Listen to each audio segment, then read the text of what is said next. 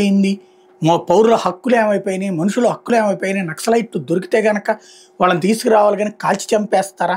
నక్సలైట్లను జాగ్రత్తగా బతిమలాడుకుని పట్టురావాలి తప్పించి వాళ్ళని చంపేస్తారా?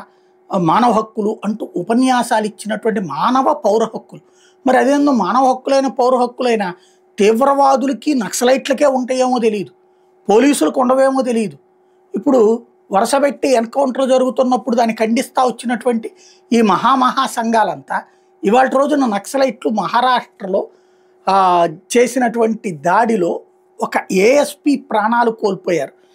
తాజాగా జరిగినటువంటిది ఆకాష్ అనేటటువంటి ఏఎస్పీ ప్రాణాలు కోల్పోతే డిఎస్పీ, సిఐ తదితరులకి గాయాలైనటువంటి సంఘటన. అంటే పోలీసుల్ని టార్గెట్ చేసి చేసినటువంటి రాక్షస క్రీడ. అది రాక్షస క్రీడ అన్నప్పుడు ఇది రాక్షస క్రీడ అవుతుంది కదా. మరి ఇప్పుడు మాత్రం ఎవరు నోరు మీద పడరు.